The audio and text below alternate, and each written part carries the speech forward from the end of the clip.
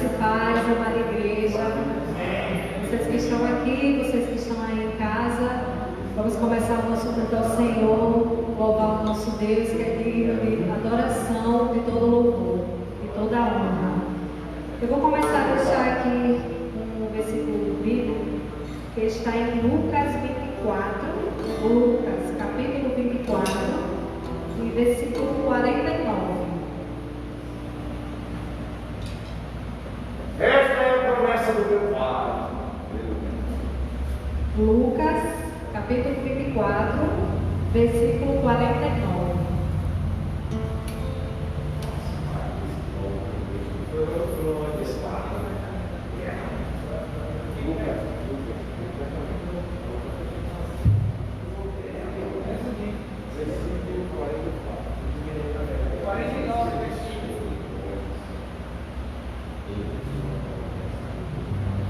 Amém? Que diz: E eis que sobre vós envio a promessa do meu Pai. Ficai, porém, na cidade de Jerusalém, até que do alto sejais revestidos de poder. De qual poder? Do poder do Espírito Santo. O poder do Espírito Santo que vai sobre nós. Então, essa noite vamos pedir ao Senhor que derrame seu Espírito sobre a nossa vida, que nos enche de todo o poder do Espírito Santo, que cumpra todo o vazio que há no nosso ser, no nosso coração. Em nome de Jesus. Vamos louvar o Senhor. Santo Espírito, és bem-vindo aqui. Vamos louvar junto ao Senhor Jesus.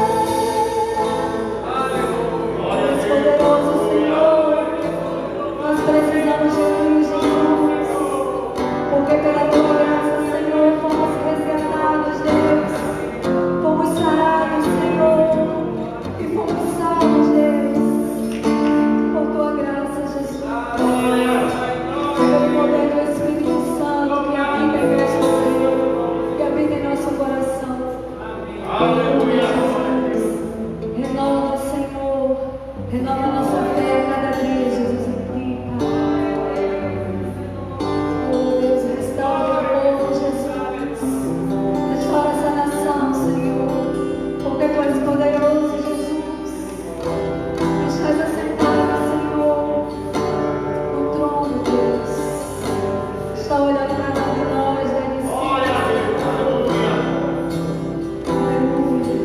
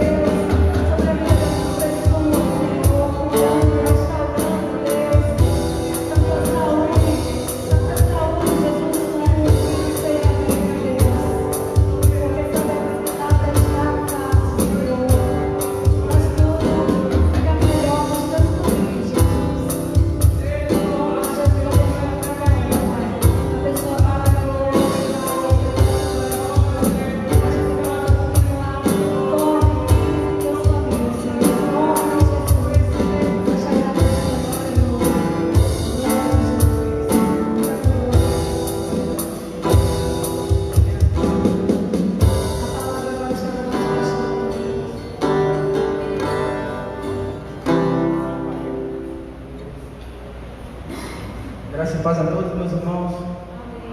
Enquanto estava louvando aqui, o Senhor colocou uma palavra no meu coração. E está lá em Provérbios, capítulo 3, versículo 15 ao 17, que diz assim: a sabedoria é mais preciosa do que as joias. Tudo que a gente deseja não se pode comparar com ela. A sabedoria oferece uma vida longa e também riquezas e honras. Ela torna a vida agradável e guia as pessoas com segurança em tudo que faz. Tem outra palavra também que eu não lembro agora a referência, que diz que apresente seus planos a Deus e eles serão abençoados. E em outras versões também diz que o homem faz o plano, mas o realizar é de Deus. Então, irmão, os planos que temos a fazer, vamos ter sabedoria, como diz aqui, as pessoas vão ter mais segurança apresentando seus planos a Deus e também porque Ele vai abençoar.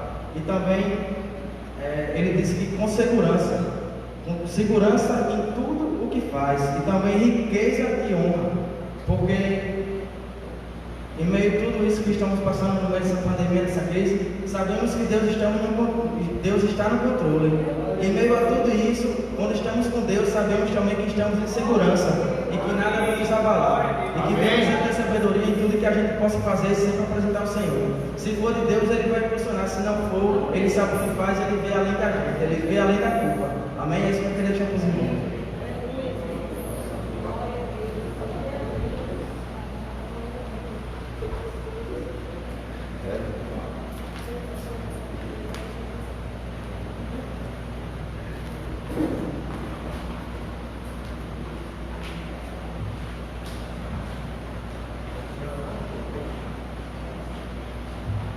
A graça e a paz, meus irmãos. Nós vamos hoje ver uma das maiores tragédias da humanidade na Bíblia. Isto eu quero compartilhar com vocês nessa noite. Foi a maior tragédia da humanidade, a responsável por tudo que nós vivemos até agora, a grande responsável por toda a situação contida, todo o caos, os pais desobedecerem aos filhos, os filhos aos pais, separações, divórcios, tantas coisas que nós temos no seio da humanidade hoje, começou aqui. A grande tragédia não foi a cruz, irmãos.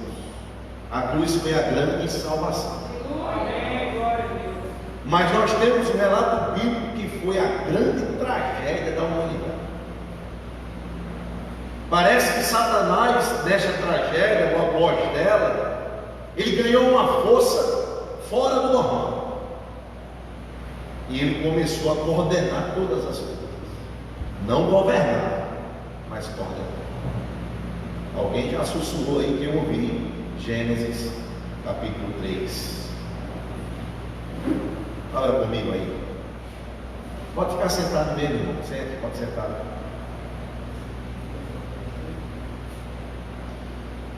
Gênesis, capítulo de número 3, versículo de número 15.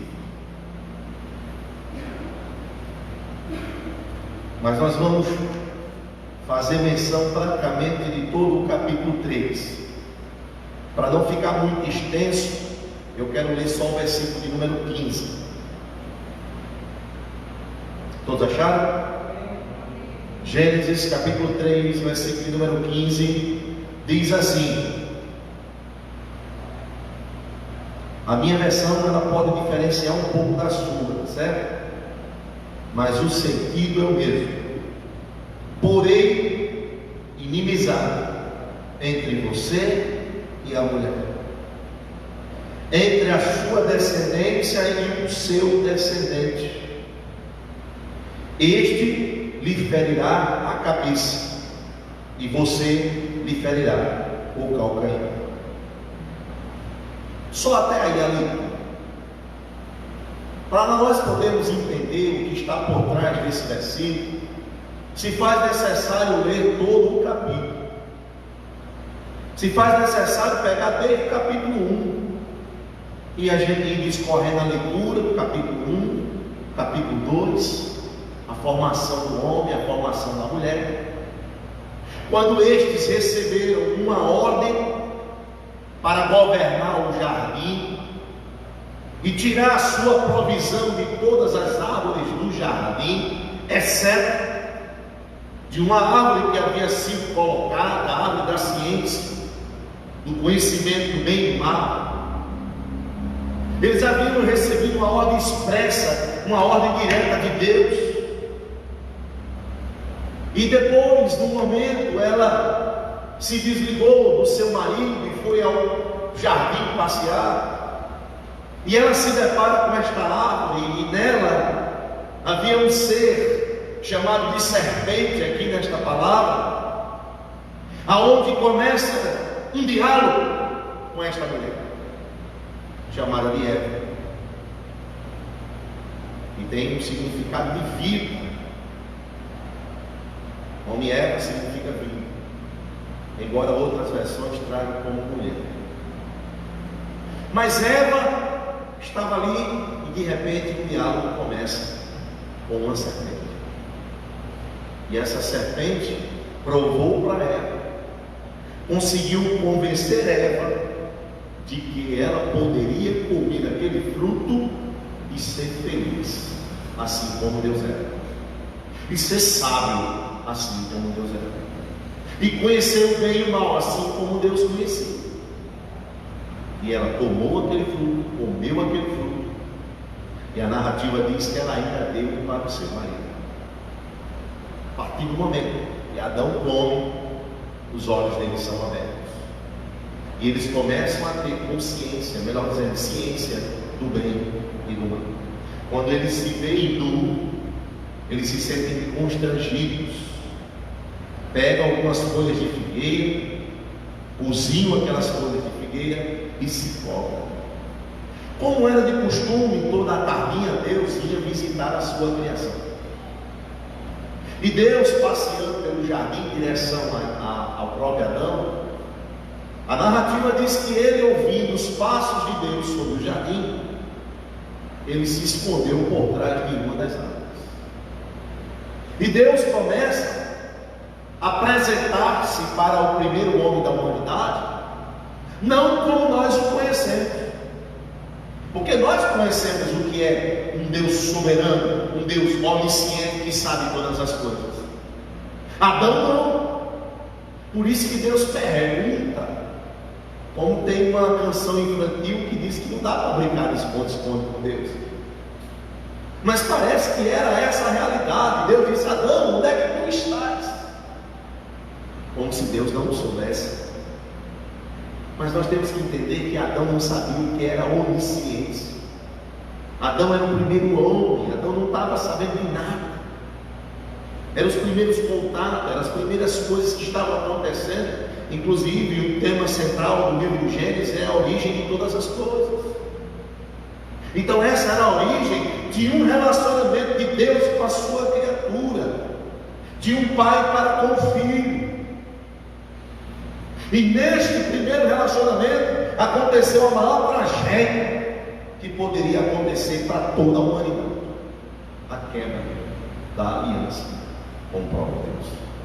Pela desobediência, Deus havia dado uma ordem expressa, e algumas religiões dizem e afirmam que é aqui que iniciou o livre-arbítrio, que como Deus não soubesse que Adão iria comer daquela árvore, porém ele colocou a árvore como também a da vida, e Deus não sabia, e Adão, no seu livre-arbítrio, foi lá e comeu da árvore. Deus não sabia, e a partir do momento que ele comeu a árvore, Deus teve que partir para o plano B, que inclusive ele não tinha ainda. Livre-arbítrio nada mais é do que você dizer que Deus não é soberano, que Deus não controla a vontade livre dos homens. Deus deu uma ordem expressa, não foi Adão que quis. Deus deu uma ordem, e a partir do momento que eu quebro uma ordem, que eu cometo uma infração como essa, eu estou não apenas escolhendo entre o bem e o mal, eu estou desobedecendo primeiro antes de escolher. Porque existe um imperativo, existe uma ordem expressa. E ele fez. E ainda colocou a culpa em Deus. No decorrer da leitura, quando você vê Deus chamando ele a atenção, ele escondido, e Deus diz: por que você está escondido? Porque eu estou nu. Então você comeu do fruto que eu ordenei que você não comesse? Foi exatamente isso que aconteceu. Mas foi a mulher que não me deste. Se tu não me dar essa mulher, eu não tinha pecado contra ti. Se você raciocinar direito, a ideia é que Adão está colocando a culpa em Deus. Que se ele estava muito bem sozinho entre os animais, a probabilidade disso acontecer sem ela era de 100%. Ele diz: foi o Senhor que me deu esta mulher. E a mulher que tu me deste me induziu a isso. Me mostrou que eu poderia ser como o Senhor, ser feliz como o Senhor, ter conhecimento como o Senhor tem. E eu fui e fiz. Jogou a culpa para Deus. Deus vai e interroga a mulher diz: não, foi a serpente, não foi eu. Todo mundo tirando um cavalinho da chuva. Ninguém querendo assumir diante do Pai, diante de Deus, que haviam quebrado a aliança e desobedecido a ordem expressa do Todo-Poderoso. E aí Deus começa a dizer: então as consequências vão ser essas. E começou a citá-las. E esta que eu li é uma das consequências que a serpente ela levou sobre si. E aí começam muitas conjecturas com relação a esse texto. Nós temos personagens envolvidos aqui, que para podermos entender ele melhor e por que ele é a maior tragédia da humanidade, nós precisamos identificar os seus personagens. Quem era essa serpente? Que estava na criação. E outra coisa, ela sabia exatamente qual era os propósitos de Deus. Vocês já pararam para pensar que ela sabia exatamente qual era a árvore? Que ela sabia tudo que Deus havia dito para o primeiro casal? Então ela sempre esteve ali. Ela ouviu o diálogo, ela sabia da ordem expressa, e ela se adiantou e ficou lá, esperando exatamente a mulher que ele já sabia em si, talvez pelas expressões faciais dela. Quando recebeu esta informação, é uma árvore, e ele já se adiantou e ficou na espreita como uma serpente para dar um bote, e ele deu o bote. E que bote! Quem era esse ser tão inteligente? Será que um réptil? Uma cobra mesmo? Uma serpente? Se você ler o capítulo 3, versículo número 1, ele já vai fazer menção dela. Vai mostrar as características dela. Que ela é uma serpente mais astuta do que todos os animais selvagens. Que o Senhor Deus tinha feito. E ele disse à mulher: é verdade que Deus disse a você? Ele já sabia. Ela disse: é verdade. Mas você sabe por quê? Ele começou a seduzir ela. Ele começou a colocar na mente dela uma dúvida e ao mesmo tempo um despertar tão grande, daquela curiosidade a respeito de dizer: eu quero que esses meus olhos se abram, eu quero enxergar, eu quero ver. E aparentemente aquilo era melhor do que o próprio Deus, aparentemente aquilo poderia trazer felicidade, poderia trazer um poder, poderia trazer algo assim satisfatório para ela. E ela é induzida por este ser, e nós precisamos identificar quem é. Vocês acham que este ser é uma cobra mesmo, um animal? Quem acha que esse animal, esta cobra, esta serpente, verdadeiramente é um animal que rasteja?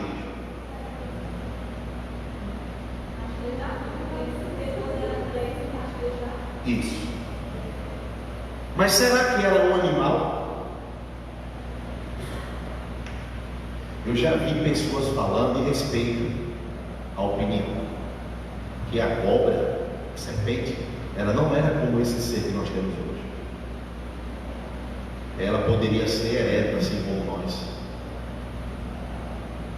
E a punição dela foi rastejar sobre o próprio ventre e comer o pó da terra todos os dias.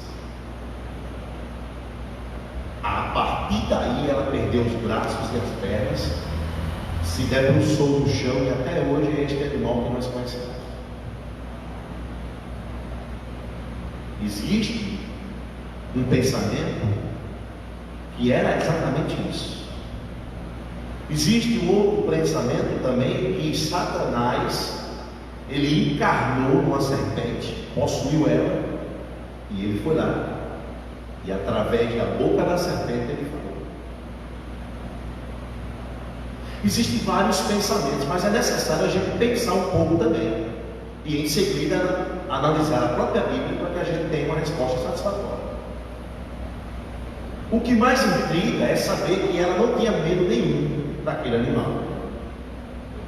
Parecia algo muito familiar para ela, porque começou um diálogo e ela nem perguntou: quem tu és? De onde você veio? Lembrando que eles eram o primeiro casal de toda a existência humana. E ela em momento nenhum temeu aquilo ali. Em momento nenhum ela viu algo espantoso naquele ser. Será que verdadeiramente era um animal falante? Porque você não vai ver em relato bíblico nenhum outro animal falando, a não ser a rua de Balaão. Mas na criação não. Na criação nenhum animal falava. Inclusive esse foi um dos motivos de Deus enxergar a solidão de Adão. Não é bom que ele esteja só, para lhe uma auxiliadora, que ele seja idôneo, que pudesse comunicar com ele, que pudesse ser com ele. Então não existia animal falante. Então a gente já começa a entender por aí que tem alguma coisa estranha. Ela em momento nenhum temeu, parecia algo muito familiar, parecia algo assim, parecido com ela. Quem falava igual a ela, ele entendia, e em algum momento ela, em nenhum momento você vê ela questionando a presença daquele ser. E uma outra coisa que a gente precisa entender: Deus puniu moralmente a uma das suas criações, que aos textos anteriores Deus viu que tudo que ele criou era muito bom. Não é isso que diz o texto? Depois que ele criou o homem e a mulher, diz que Deus, quando criou tudo, viu Deus que tudo era muito bom. Será que em algum momento desse tudo era muito bom, tinha um ali que Deus não sabia? Tinha um que se rebelou contra Deus, um animal irracional, sem inteligência. E Deus ia punir moralmente um réptil pela culpa da humanidade, pela queda da humanidade, pela tragédia da humanidade, pela desobediência de toda a humanidade. A morte, o pecado entrou através dessa porta aberta. Eu não consigo imaginar um soberano, Criador dos céus e da terra, segurando pela cabeça da serpente e dizendo: foi você a culpada da minha criação se voltar contra mim. Deus puniu moralmente um réptil, um animal, uma de suas criações, por causa do pecado da humanidade, por causa da tragédia da humanidade. Eu não consigo enxergar Deus dessa maneira, meus irmãos.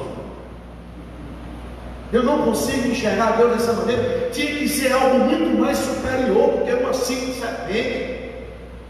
Deus conversando com um animal irracional, punindo moralmente aquele animal, punindo a sua criação, a coroa da sua criação. Eu não consigo enxergar isso. E por que eu não consigo enxergar isso? Pelas bases bíblicas que nós temos. Se você ver, e abram comigo, por favor, em Apocalipse, capítulo de número 12, versículo de número 9. E você que tem a sua Bíblia com nota de rodapé, aquela chave bíblica que tem, aquelas concordâncias bíblicas, não tem aí no finalzinho, né, de cada página? Você procura aí o capítulo 3, versículo 1. e veja quais são as referências que vão dar. Se não são exatamente essas. Em algumas Bíblias você vai encontrar, em outras não. Apocalipse capítulo 12, versículo de número 9. Alguém poderia ler para mim? E foi expulso o grande dragão, a antiga serpente, que se chamava Diabo e Satanás, o sedutor de todo mundo. Sim, foi atirado para a terra, e com ele os seus anjos. Isso.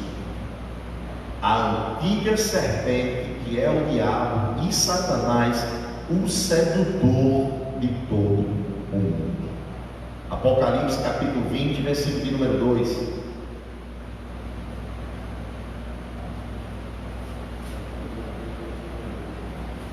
Uma outra pessoa lê aí para mim, por favor.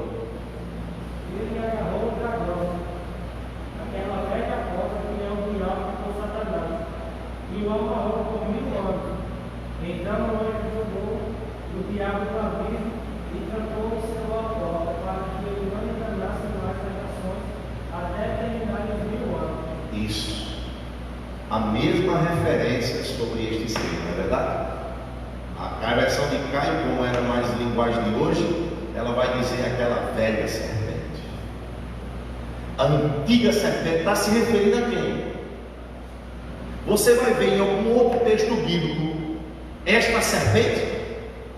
Ou só no Gênesis, para o texto trazer como antiga? Só no Gênesis. E ela seduz, diz Apocalipse 12, 9. Diz Apocalipse 22, que ela seduz, ela engana. O que foi que ela fez lá? Ela seduziu e ela enganou. Muito inteligentemente, com tudo elaborado, com tudo pré-arquitetado, com tudo já ali harmonizado. Não foi uma coisa como um acidente, não. Como um incidente, não. Ela já tinha tudo. Ela estava na participação da primeira conversa. Ela ouviu toda a conversa, sabia dos planos, dos propósitos, aqueles que haviam sido ditos. Ela rodeava aquilo ali. Ela estava ali.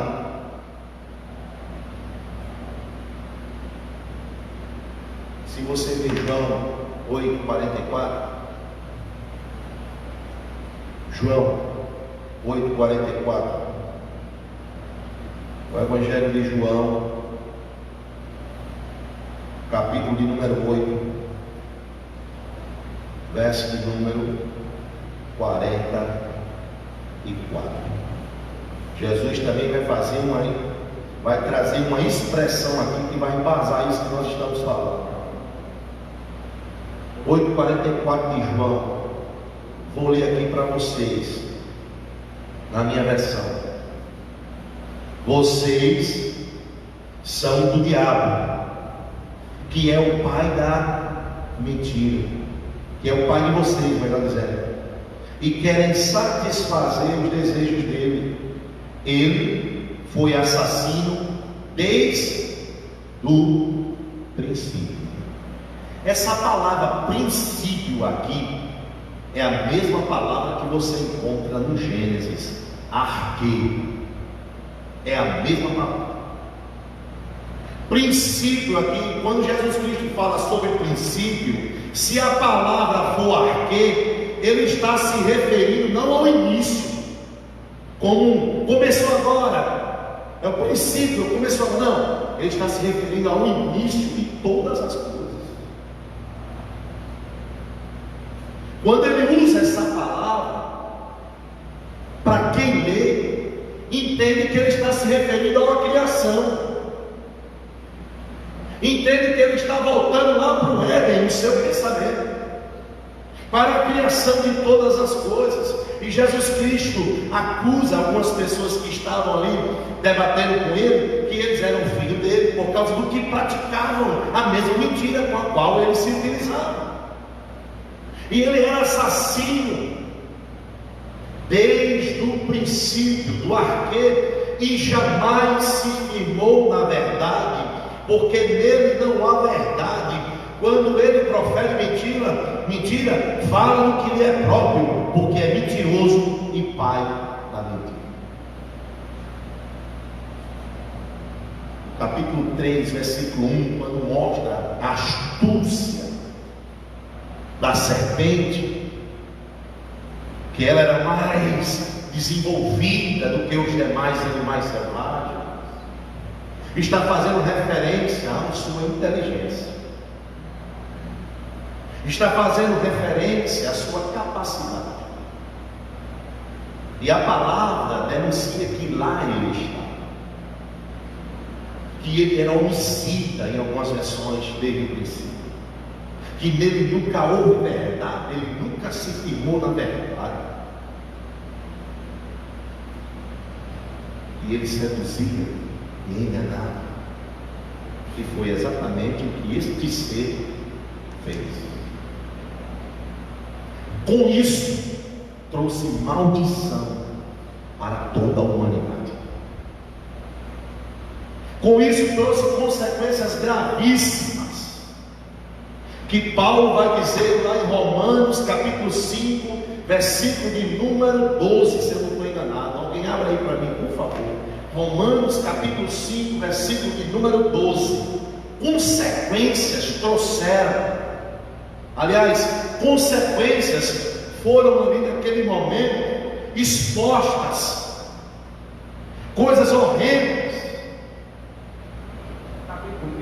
Capítulo 5, versículo de número 12 da carta de Paulo aos Romanos. Quem achar, por favor, leia. Portanto, assim como por um só homem entrou o pecado no mundo, e pelo pecado a morte, assim também a morte passou a todos os homens, porque todos pecaram. Isso. Quem é este homem aí que Paulo está se referindo? Quem? Adão. A consequência foi que a morte passou a ser nossa companheira, que um dia iremos nos encontrar com ela. Que a morte passou a vir na existência dos seres humanos. O pecado passou a fazer parte da nossa mente, do nosso coração, nos corrompendo inteiramente aquela imagem recebida pelo divino, feito à imagem e semelhança dele. O pecado passou a popular o coração da humanidade. A partir daí você vai ver nos capítulos 4 do Gênesis até o capítulo de número 10 as consequências disso aqui. Entre elas vai vir o dilúvio, entre elas vai vir o primeiro assassinato, quando um irmão mata o outro a pedradas. Essa não era a proposta de Deus. A proposta de Deus era aquela árvore da vida. A proposta de Deus era para que o homem fosse a sua imagem, a sua semelhança, no sentido de caráter. O propósito de Deus era que a sua criação o adorasse em verdade, em espírito, se deleitasse nele, fizesse dele a sua suficiência. E este ser inteligentemente quebrou tudo isso. Não que ele seja mais poderoso do que Deus, mas porque Deus tinha propósitos em ser revelado de uma maneira muito diferente para toda a humanidade. Permissão divina, planos, propósitos de Deus. Sem tudo isso não haveria cruz, não haveria Cristo, não haveria graça, não haveria amor, não haveria sangue, não haveria salvação. E o plano da redenção começa exatamente aqui, a ser elaborado. Os propósitos divinos, eles já existiam. E a calamidade, o desastre foi exatamente esse. Aquilo que nós não tínhamos como herança, passamos a ser herdeiros. Como Paulo citou aí, por causa do primeiro homem, herdamos o pecado e a morte. Por causa do primeiro homem, passamos, as mulheres, a ter dores de parto. Por causa do primeiro homem, o trabalho se tornou fatigante para o homem. Por causa do primeiro homem. Só ele? Ou tinha um arquiteto maligno por trás orquestrando tudo? E parece que depois dali ele tomou conta de tudo. Parece, como diz o capítulo 6 do Êxodo, do Gênesis, Deus se arrependeu de ter criado o homem sobre a terra. E parece que esse tipo de arrependimento de Deus, que não é o nosso arrependimento, nosso arrependimento é quando nós fazemos alguma coisa errada, que não era o caso de Deus. Esse arrependimento de Deus parece que ele se retirou um pouco da história, e este Satanás começou a seduzir muitas outras pessoas, a começando por Caim, que matou Abel. Ele começou a destilar o seu veneno, a ponto de Deus separar uma família que não foi contaminada por este veneno e dizer: prepara uma arca para mim, construa uma grande arca, porque eu vou acabar com tudo isso de uma vez por todas. Eu vou reiniciar, eu vou apertar o botão de restart, eu vou começar tudo de novo. Vai.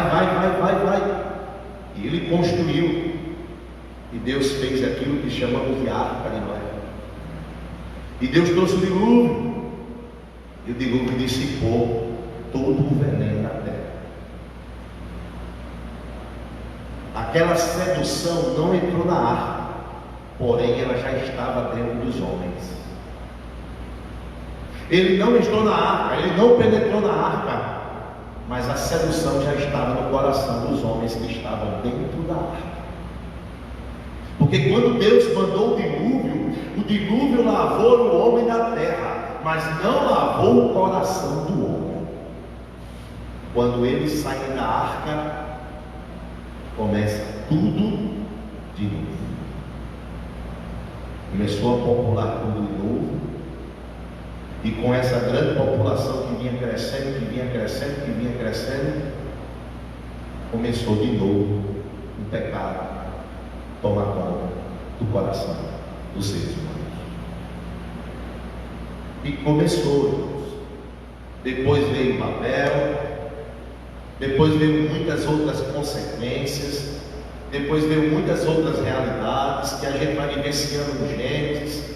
Depois Deus no Êxodo colocou seu povo cativo por um tempo para discipliná-lo, 400 anos, e a partir daí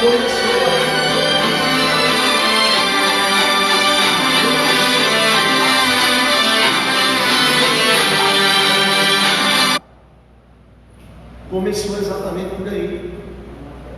Começou exatamente aí todo o mal que nós bem conhecemos e já o praticamos e ainda praticamos,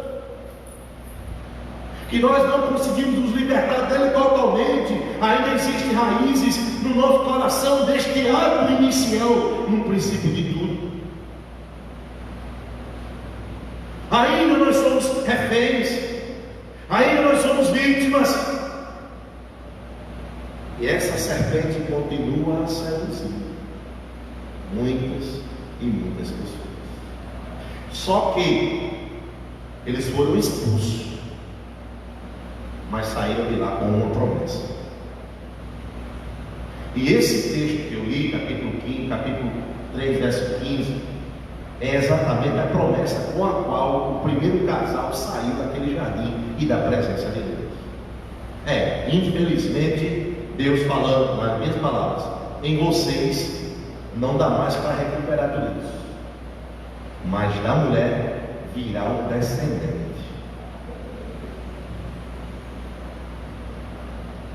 que irá esmagar, neutralizar todo o veneno da serpente quando este lhe pisar a cabeça com o seu calcanhar. Esta foi a promessa que eles saíram de lá, que um descendente viria. E quem é esse descendente da mulher? Quem é que pode vencer o diabo? Quem é que venceu o mal na minha vida? Quem é que venceu o mal na tua vida? Quem é que vem esmagando a cabeça da serpente toda vez que alguém se arrepende? O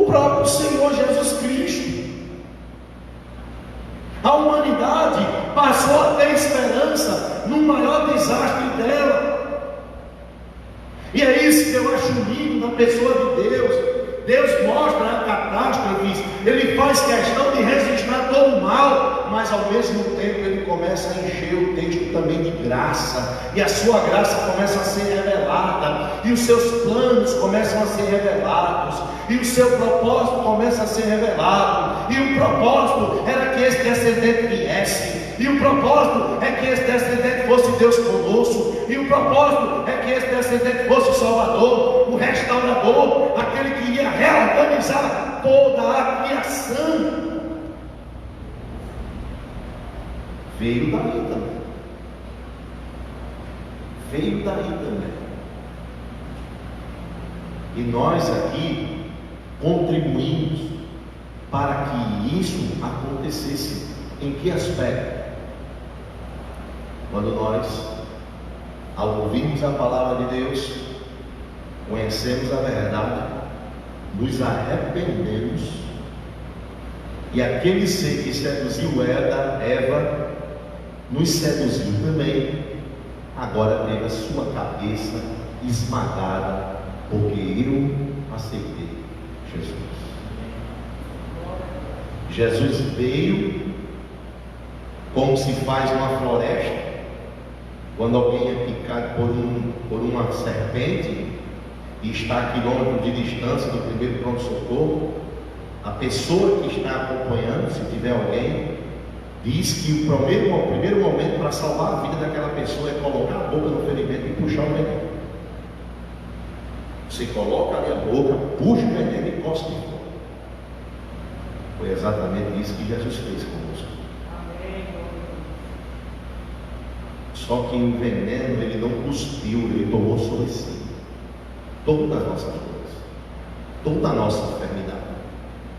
O castigo que nos estava proposto, como está proposto para muita gente ainda, que não se arrepende, ele levou sobre ele, e foi o castigo que nos trouxe a paz. Porque assim como esse primeiro casal viveu atormentado pelo que aconteceu, e eu tive a oportunidade de ler um livro chamado Livro de Adão e Eva, um livro paralelo à Bíblia, ele não tem nada a ver com a Bíblia, mas eu li uma parte onde Adão estava numa caverna conversando com Eva e dizia: por tua causa eu deixei de ver o céu azul brilhante para estar aqui na escuridão desta caverna. Por tua causa deixei de me deitar nas gramas verdes e fofas daquele paraíso, para se deitar num chão úmido e lodacento desta caverna. Por tua causa eu abandonei o meu Criador. Como o tormento chegou, como a desgraça passou a fazer parte da vida do ser humano, que tinha uma proposta de paraíso, de paz, de se deliciar nele. Como a desgraça, o luto passou a permear o coração em ver os seus dois filhos brigando, um dos, porque o outro não brigou, e chegar a assassinar o seu próprio irmão, e ter que sair por uma terra distante, debaixo de uma maldição que Deus também lançou sobre ele. Que perturbação que esse casal viveu, que situação difícil que esse casal viveu. E a proposta, se Deus não tivesse visto essa situação e tivesse provido este descendente que viria da mulher, a proposta para nós vivermos também era debaixo dessa aflição, era debaixo dessa angústia, era debaixo dessa calamidade, desse desastre. Mas Deus proveu para o homem, logo no jardim, e depois para toda a humanidade ao ele sair do jardim. Porque no diálogo Adão disse: eu estava nu, mas o texto diz que ele estava coberto com folha de figueiras. E por que ele disse que estava nu? Alguém pode dizer por que Adão disse que estava nu, quando mesmo não estava? Ele estava coberto com as coisas. Ele não estava nu, não. No desejo de descer angústia, descer a tristeza que ele está sentindo, a vergonha da sua vida. Vergonha. Alguém abre aí em Isaías 64, versículo 6. Se eu errar, me perdoe, mas eu acho que é esse mesmo. 6.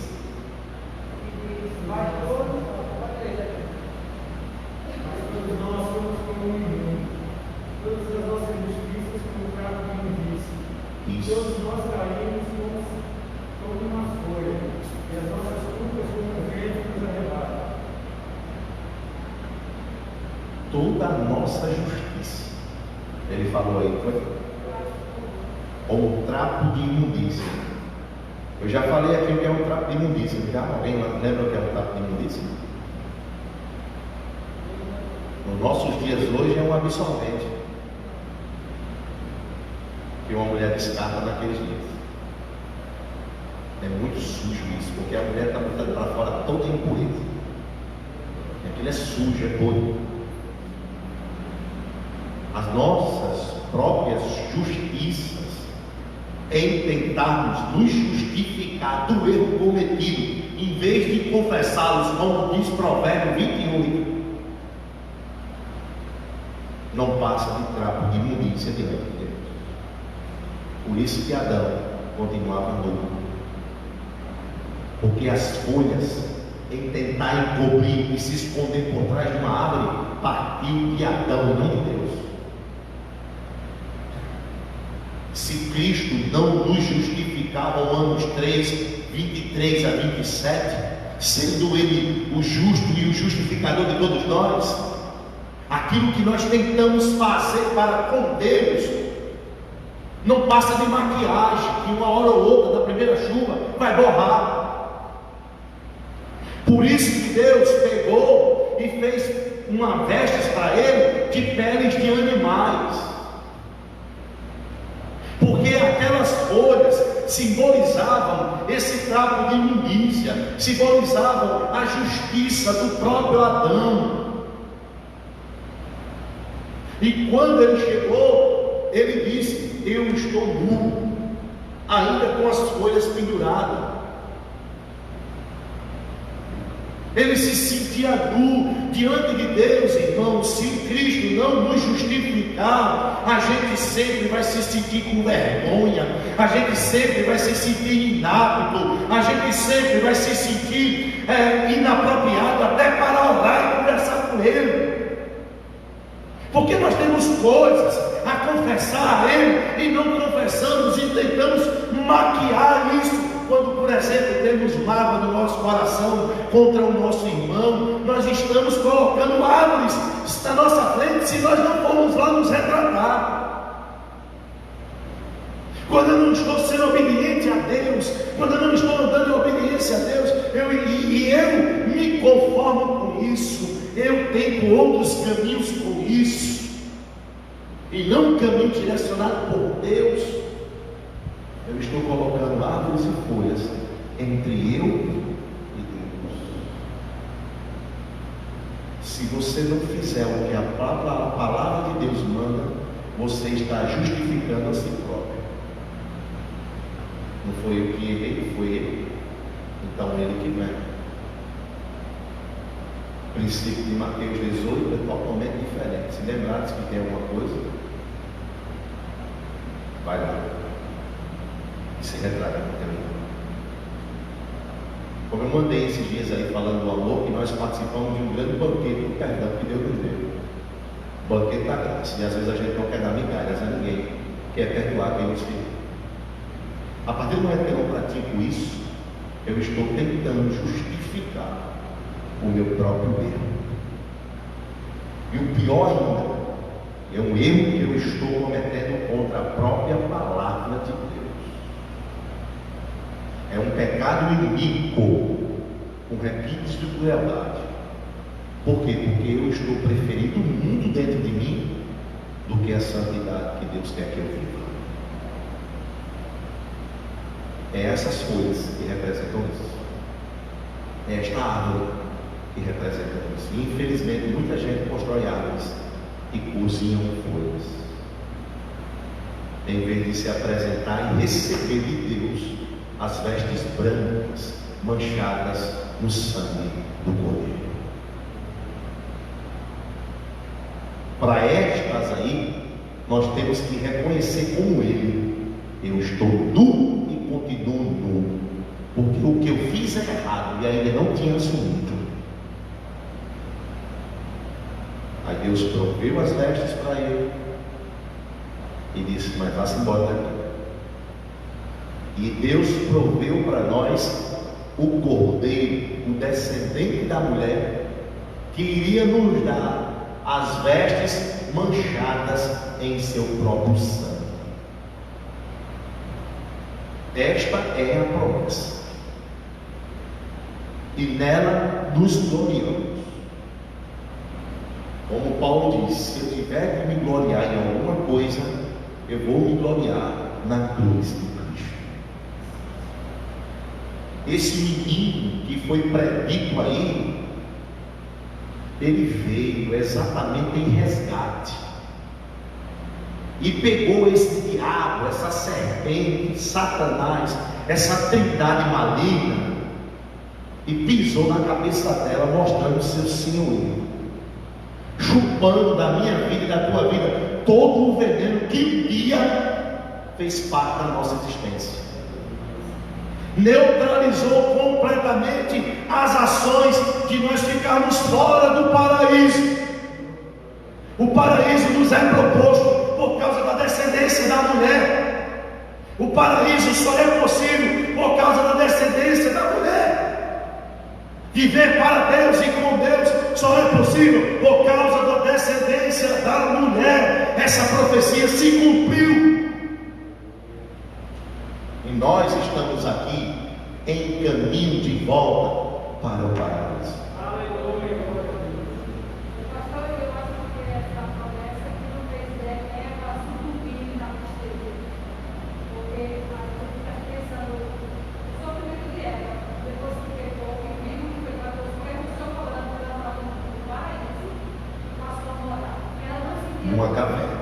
Ela não se entendeu que colocar que é depressão, que nada, que nada. Porque depois que ela saiu lá, começou a se sentir isso. Eu tenho certeza que ela deve ter ido para Com certeza. se não fosse a promessa da descendência da mulher, e ela não ia ter que trabalhar. Eu acho que se ela pudesse ver isso, eu acho que ela dizia assim: então não foi de todo tão ruim. Eu acho que foi isso aí que ela se segurou, tá entendendo? Porque por ela A promessa pode ter trazido para ela uma esperança. uma esperança muito grande. Ela que não era de começo, ela se segurou. A colher, Você já imaginou? É por isso que eu digo, irmãos, a palavra de Deus ela vem com a dureza, porque Deus, vamos dizer assim, na nossa linguagem, pegou pesado, amaldiçoou ele, mas depois ele enche de graça. essa coisa, pastor, que às vezes esquece que você aceitar Jesus não é brincadeira, não é fácil. A gente tem a condição de que mas Deus é tão maravilhoso que ele já sabia que era tão difícil a gente ser filho dele nesse mundo, que ele não Espírito Santo. É isso. Que ainda continua sendo descendente da mulher. Esse descendente da mulher está entre nós até hoje. Inclusive ele tornou isso aqui possível, porque todo mundo aqui foi envenenado por essa sentença. Todo mundo aqui reescutou, e Jesus Cristo mexeu justamente com a inteligência dela, esmagando a sua cabeça. Agora só que nós precisamos explicar se realmente era este animal ereto. E como explicar essa situação de rastejar sobre o seu ventre e comer o pó da terra? Isso aqui não é apenas uma narrativa que vai se completar ou vai acontecer de forma literal. Mas os estudiosos acreditam que isso aqui é uma referência a algo muito mais superior do que um simples animal rastejar sobre o vento e comer o pó da terra. Era muito simples isso acontecer diante da grande catástrofe que rolou aqui. Só isso? Só a serpente? Para ela está muito confortável. Ela ia continuar picando as pessoas. Algumas delas têm uma única gota, mata 10 homens adultos. Elas continuam por cima da carne seca. Concordam comigo? Causando mal ao homem. Seria algo muito simples diante de tudo que aconteceu aqui, gente. Pense comigo. Para a gente acreditar que era o animal que andava em pé. Muito simples o que aconteceu com ela, só isso? Não, os estudiosos acreditam que isso é uma referência. E que referência é essa? Quando o rei ia lutar com outro rei, e ele preparava o seu exército, os seus propósitos, as suas maquinações, ele ia para aquela cidade que ele estava a fim de conquistá-la. E quando isso acontecia, ele não matava o seu rei de imediato. O rei conquistador pegava o rei conquistado, amarrava no seu cavalo. Imediatamente um arauto saía do meio da conquista, corria de volta para a cidade vencedora, e dizia: nós vencemos, o nosso rei conquistou o rei inimigo. E ali se preparava uma grande festa. Os sacerdotes, os levitas se preparavam, montavam as festas, pegavam os incensos e ficavam na expectativa. E aí vinha o rei conquistador em seu cavalo imponente, cheio de marca. O rei conquistado amarrado em uma corda na traseira do seu cavalo, sendo arrastado pelo seu vento e comendo o pó da terra com a boca cheia de areia. Os soldados conquistados também, tudo atrás, aprisionados em fila indiana, um atrás do outro, e o exército cheio de riqueza e cheio de tamborins e de palmas, alegrando-se e cantando. Eles chegavam na cidade, e o rei entrava, e os sacerdotes iam com aqueles incensários, com aqueles perfumes, e o povo tocando ali as flautas, os tamborins, os instrumentos de cordas, e uma grande festa. Afinal, houve um grande livramento. Eles não morreram, eles estavam ameaçados de morte. E de repente aquele rei entra humilhado, todo arranhado, com a boca cheia de pó e areia. Leva-se aquele rei até a praça central. O rei conquistador desce do seu cavalo, bota aquele rei de bruço do mesmo jeito sobre o vento, coloca o seu pé sobre a sua cabeça e ergue a sua espada. Isso era uma postura de vencedor, e uma grande euforia acontecia, e era bater de palma, e era gritaria. E o rei conquistado ficava humilhado, debruçado sobre o seu ventre e comendo o pó da terra. O que isso simboliza para vocês? Apocalipse capítulo 6 diz que um cavaleiro do cavalo branco saiu com o seu arco, vencendo e para vencer. Há quem diga que esse cavaleiro é do mal, e os estudiosos que eu acompanho, entre eles Augusto Nicodemo, diz que branco no Apocalipse jamais pode ser atribuído a Satanás. Esse cavaleiro de repente ressurge com a queda da Babilônia, lá no capítulo 19. E ele começa com um cavalo branco também, sentado com o manto, e sobre o manto dele, na sua coxa direita, está escrito: Rei dos Reis e Senhor dos Senhores. Com a sua espada afiada, com toda a glória, com todo o poder, e num contexto do Apocalipse, ele vai estar vencendo exatamente o diabo e seus demônios. Este é exatamente a realidade que nós encontramos aqui. Se você ler comigo aí no capítulo 2 da segunda carta de Paulo aos Coríntios, nós vamos ter um pouco dessa referência do que eu estou falando aqui. Embora lá a gente vai ter a referência daquilo que eu já falei aqui, que é aquele momento de alegria, do cheiro que exalava, daquela euforia, daqueles sacerdotes, representava vida para alguns, que eram os que tinham sido os conquistadores, e representava morte para outros que haviam sido conquistados.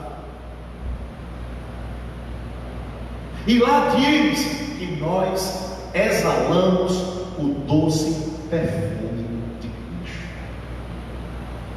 que é vida para a vida e morte para a morte. Se você tem esse cheiro hoje, é porque você tem um rei que é vencedor, que destruiu a serpente de uma vez por todas e neutralizou ela de ter ação na sua vida. Por isso que o cheiro desta salvação para a gente representa a vida, mas para quem está ainda sob o domínio da serpente representa a morte. Ao inverso da nossa realidade, Satanás está andando pelas cidades de Tibau do Sul, num cavalo, amarrando atrás dele muitas e muitas pessoas que eu e você conhecemos. Nós também um dia estivemos ali, humilhados, acabados, destruídos, na mentira envolvidos e muitas outras coisas. Aí o nosso rei, o cavaleiro do cavalo branco, foi lá e nos tirou, desamarrou o nó da corda que Satanás está arrastando mais a maioria da cidade aqui, tirou ele de lá, tirou você, tirou a mim de lá, nos colocou estas vestes manchadas em seu próprio sangue, que é exatamente aquilo que ele está dizendo: eu vos selei como propriedade minha, vocês têm o meu sangue sobre a vida de vocês, e isso vai impedir toda e qualquer ação destrutiva do próprio diabo sobre as vossas vidas, porque ele foi vencido, não por você, mas por mim na tua vida. E hoje você exala o meu perfume. Quando ele sente o perfume de Cristo em você, ele lembra: minha cabeça foi esmagada por causa de você. Por isso que ele tem tanta raiva de nós, por isso que as suas investidas são constantes. Ela é constante, é diária, é todo o tempo. Porque quando ele olha para você, ele sente uma dor de cabeça imensa. Porque foi a tua conversão que fez o descendente da mulher esmagar a cabeça dele. Mas quando ele feriu o calcanhar, foi aquilo que ele pensou que iria ter vitória.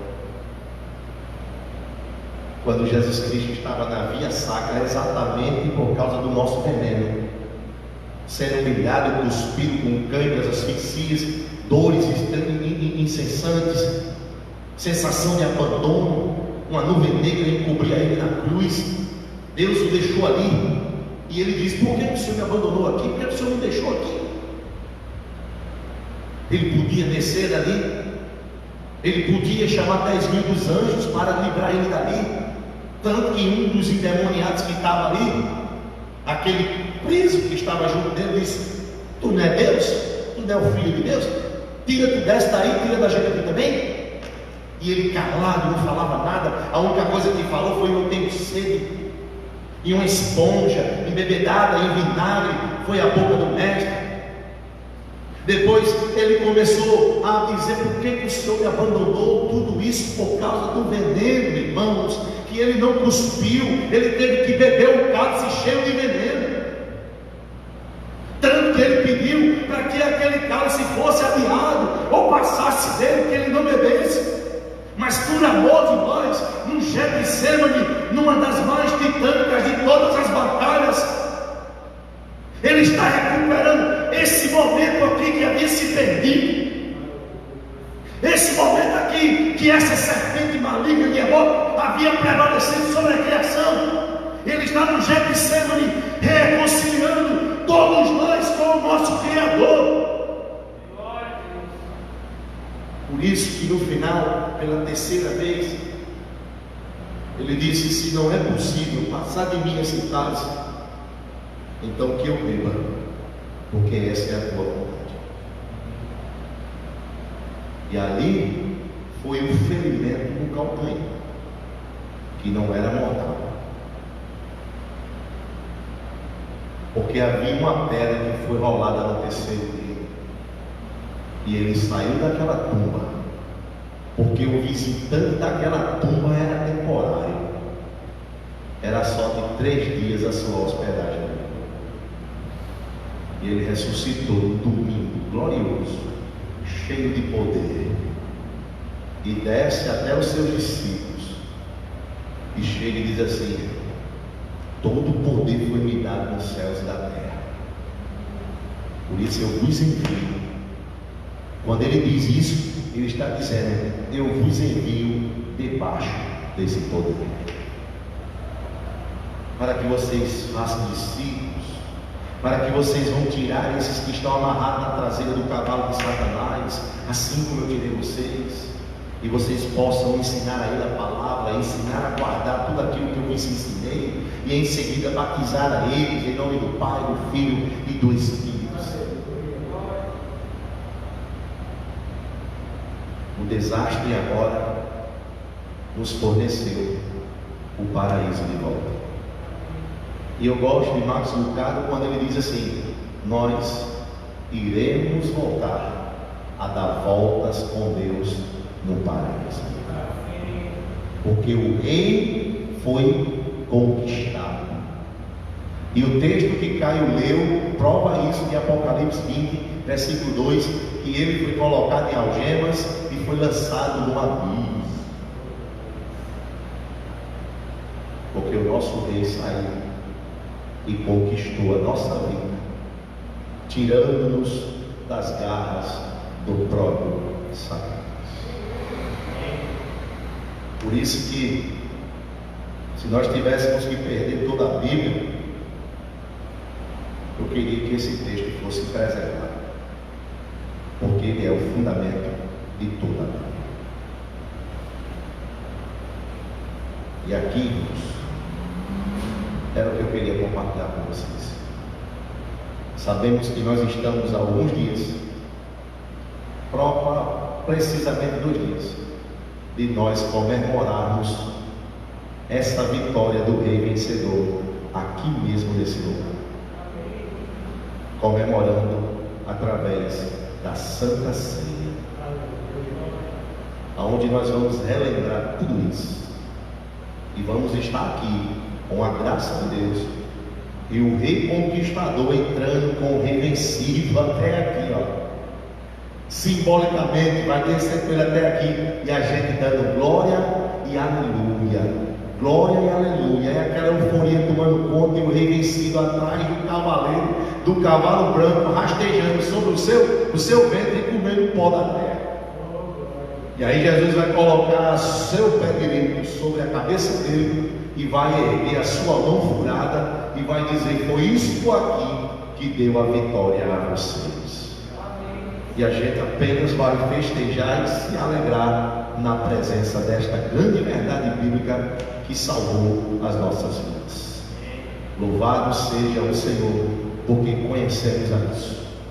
Louvado seja Deus, porque temos essa consciência, e essa consciência nos libertou. Amém? Então domingo você está convidado para festejar aqui a vitória do nosso Rei. E nós teremos também a lembrança que aquele que um dia nos humilhou, aquele que um dia teve poder sobre nós, e até hoje às vezes nos influencia com as suas mentiras, ele já foi vencido pelo nosso Senhor. Ele está bastante limitado, ele não tem mais aquela liberdade do Éden, não. Judas, no capítulo 1, só tem o capítulo, verso 6, diz que ele está preso com algemas eternas. Ele é o cachorro na coleira de Deus, como diz Martinho Lutero. Então na tua vida e na minha vida, ele não tem mais aquela ação, porque nós somos do Senhor. E Ele não rejeitou os cravos da cruz, porque em vez dele perder você, Ele se sacrificou para ter você com Ele para toda a eternidade. Cubra a sua cabeça e agradeça a Ele por isso. Senhor Deus, estamos aqui na Tua presença e queremos glorificar ao Senhor por esta grande verdade. Obrigado porque a Tua palavra é quem nos assegura isso, Deus. Obrigado porque a Tua palavra é quem nos deixa isso, não deixa dúvida alguma. E às vezes nós, na nossa fraqueza, às vezes nós, por ainda sermos seres que pecamos, nos entristecemos tanto sem conhecer essa verdade. Por isso que Oséias clamou para aquela nação: vocês estão sofrendo porque vocês não conhecem o Deus que você tem. Um Deus que fez tudo isso por você, um Deus conquistador, um Deus que é poderoso, um Deus que conquistou você, um Deus que fez com que este ser maligno, que se intrometeu na criação dele, que se intrometeu nos planos dele, rastejasse sobre o seu ventre e comesse o pó da terra como um rei vencido, sem nenhum valor, sem nenhum poder, sem nenhuma autoria. Mentiroso, enganoso, homicida desde o princípio. Este não tem poder mais sobre nós. Este não tem poder mais sobre mim. Diga: este não tem poder mais sobre mim. O meu Senhor esmagou a cabeça dele, neutralizou o seu veneno na minha vida. Ele não conseguiu me tirar e nem tirar você do paraíso. O paraíso nos aguarda e nós estamos aqui aguardando esse grande dia. Por isso que Deus colocou uma espada flamejante e ali os próprios querubins guardando a entrada do paraíso. E como disse Marcos Lucado, para que naquele dia possamos dar voltas com Deus no final da tarde.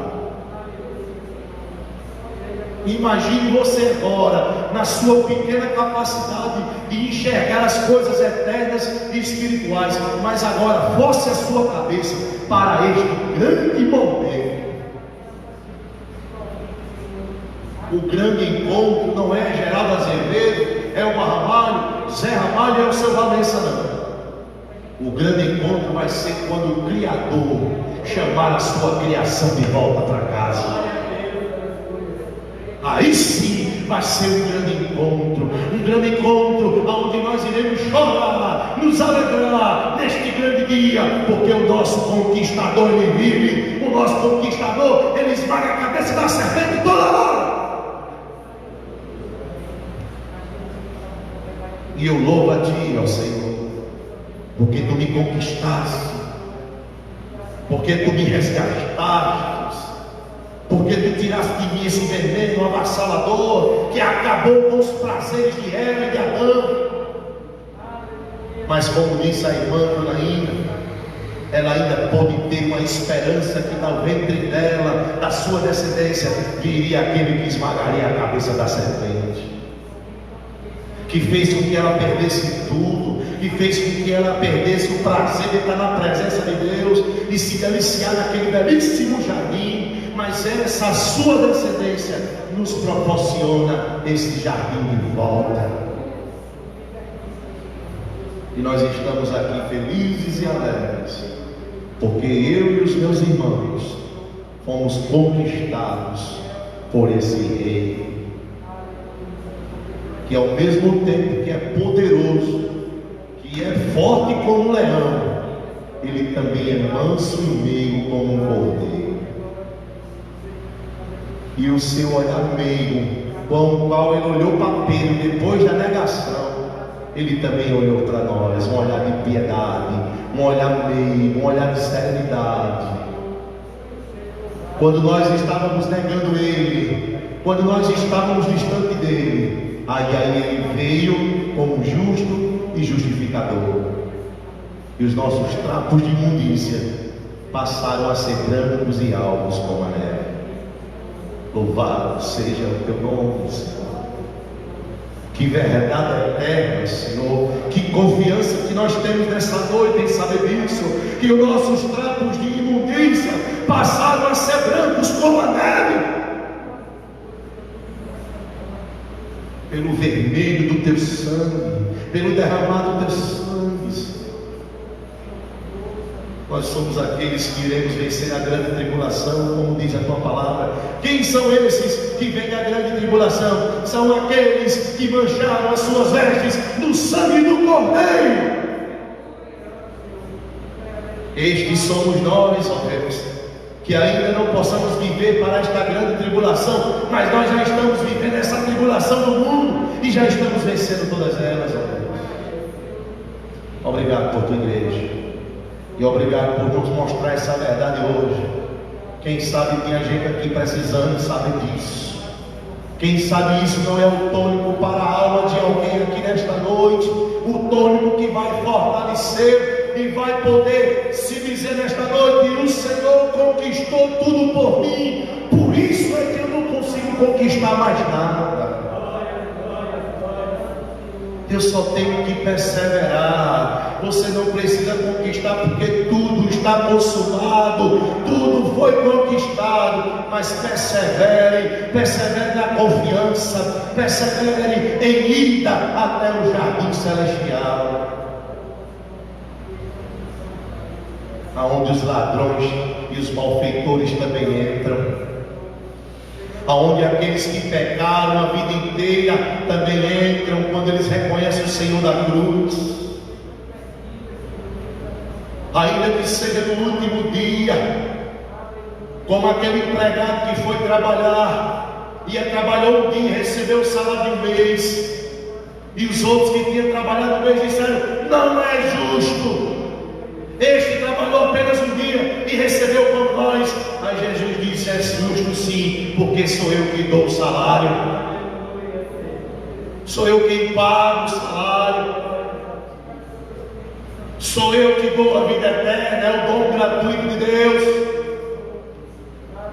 Louvado seja o teu nome, Deus. E obrigado por esta igreja que tem a oportunidade de saber disso hoje e de se fortalecer. E que os erros cometidos não podem apagar o sangue da cruz.